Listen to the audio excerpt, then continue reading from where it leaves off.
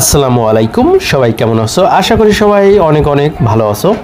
আজকে যে বিষয়টা তোমাদের সাথে শেয়ার করতে যাচ্ছি সেটা হচ্ছে এমন কিছু সেন্টেন্স আজকে আমরা শিখব যেগুলো আমাদের দৈনন্দিন লাইফে আমরা ব্যবহার করে থাকি। বাট আমরা ব্যবহার করে থাকি কোনটা? বাংলাটা। আদৌ কি ইংরেজিটা ব্যবহার করে থাকি? যারা ইংরেজিটা ব্যবহার করে থাকো না বা ইংরেজিটা পারো না তাদের জন্য এই ভিডিওটা অনেক অনেক ইম্পর্টেন্ট। সো বন্ধুরা, দেরি না করে চলে যাই। আমরা আজকে প্রথমে যে সেন্টেন্সটা শিখবো সেটা হচ্ছে তুমি খুব ভালো। আমরা বলতে পারি তুমি খুব ভালো, আপনি খুব ভালো, এরকম ধরনের কথা বলেই থাকি অহরহ। বা তুই খুব ভালো, এরকম ধরনের ইংরেজি যদি হয় সেক্ষেত্রে আমরা বলতে পারি you are very good. You are very good এর অর্থ হচ্ছে আপনি খুব ভালো, তুই খুব ভালো, তুমি খুব ভালো। তারপরে দেখো জ্ঞানী শক্তি, আমরা বলি না জ্ঞানী শক্তি। তো জ্ঞানী শক্তি এর ইংরেজিটা আমরা বলতে পারি knowledge is power. Knowledge is power. Knowledge is power এর অর্থ হচ্ছে জ্ঞানী শক্তি। আমি খুব খুশি। আমি খুব খুশি এর ইংরেজিটা হবে I am very happy. I am very happy এর অর্থ হচ্ছে আমি খুব খুশি। নেক্সট দেখো সে কথা বলছিল। সে কথা বলছিল এটা ইংরেজিটা আমরা বলতে পারি হি ওয়াজ স্পিকিং। হি ওয়াজ স্পিকিং এর অর্থ হচ্ছে সে কথা বলছিল। এটা হচ্ছে পাস্ট কন্টিনিউয়াস টেন্স।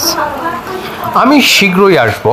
আমি শীঘ্রই আসবো। I will come soon. I will come soon. আমি শীঘ্রই আসবো। তোমার চুল আঁচড়াও। এখানে দেখো আমরা অনেকেই বলি হাসলাও। হাসলাও। হাসলাও না, হবে না, এটা হবে কি আঁচড়াও। সো এটা হচ্ছে খুবই একটা ইম্পর্টেন্ট থিং। সেটা হচ্ছে আমরা বলে থাকি হাসলাও, এটা হাসলানো হবে না, এটা কি হবে তোমার চুল আঁচড়াও। সো এটা ইংরেজিতে আমরা বলতে পারি যে comb your hair. comb your hair. Next দেখো তোমার বিছানা গোছাও। তোমার বিছানা গোছাও এই ক্ষেত্রে আমরা কি বলতে পারি ইংরেজিটা? এই ক্ষেত্রে আমরা বলতে পারি make your bed. Make your bed.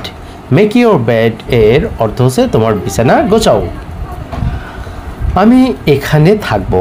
আমি এখানে থাকবো এর ইংরেজিটা হবে I will stay here. I will stay here. আমি এখানে থাকবো। কখনো হাল ছেড়ো না। কখনো হাল ছেড়ো না। Never give up. Never give up. কখনো হাল ছেড়ো না। তারপরে দেখো আমার নাম রানা। আমার নাম রানা। তাহলে কী হবে দেখো আমার নাম Rana. My name is Rana. My name is Rana. জানালা বন্ধ করো। জানালা বন্ধ করো এর ইংরেজিটা হবে close the window. Close the window এর অর্থ হচ্ছে জানালা বন্ধ করো। উত্তেজিত হও না। Don't be excited. Don't be excited. উত্তেজিত হও না। সব দোষ তোমার। সব দোষ আমার।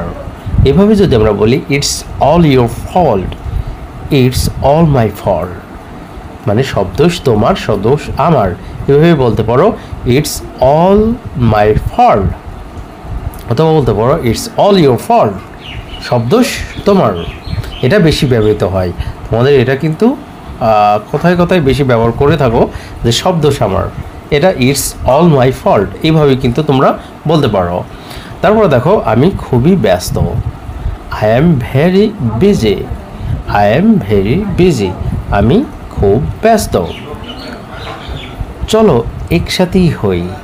একসাথেই হই। Let's get together. Let's get together. তোমার বয়স কত? How old are you. How old are you. অথবা আমরা বলতে পারি ইউর ইউর এজ প্লেস। এভাবে বলতে পারি ইউর এজ প্লেস অথবা হাউ ওল্ড আর ইউ এর অর্থ হচ্ছে তোমার বয়স কত।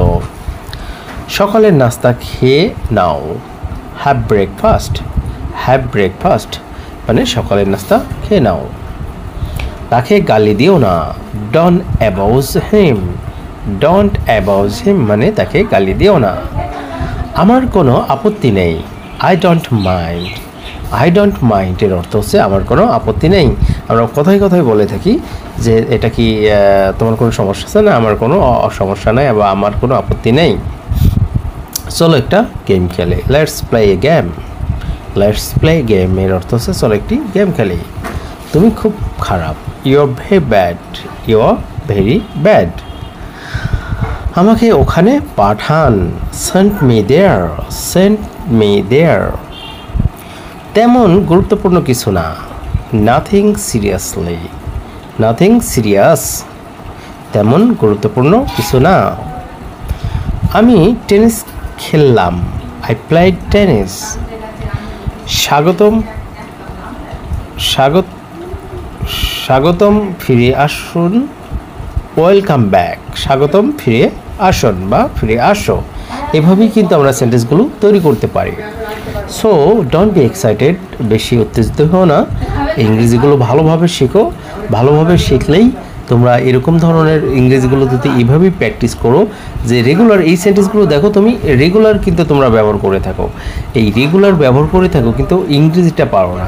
কিন্তু আজকে থেকে তুমি মনে করো যে একটা সেন্টেন্স শুধু কোথায় ব্যবহার করতে হবে সেই জায়গাটাই প্রতিনিয়ত ওই সেন্টেন্সটাই ব্যবহার করে থাকো। এর ভিতর থেকে যেমন তোমার চুল আঁচড়াও বলে থাকো যে কাম ইউর হেয়ার, সো এখানে বলতে পারো আমি আমার চুল আঁচড়াই, সেই ক্ষেত্রে তোমরা বলতে পারো আই কাম মাই হেয়ার, আমি আমার চুল আঁচড়াই। অথবা তোমরা এখানে বলতে পারো যে মেক ইউর বেড, তোমার বিছানা গোছাও।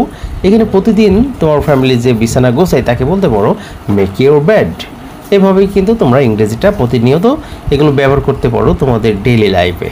যাই হোক বন্ধুরা, ভিডিওটা দেখে যদি মনে হয় যে তিল পরিমাণ হলেও কিছু শিখতে পেরেছো, অবশ্যই ভিডিওটা শেয়ার করে দাও। আর আজকে এই পর্যন্ত, ভালো থেকো, সুস্থ থেকো, আল্লাহ হাফেজ।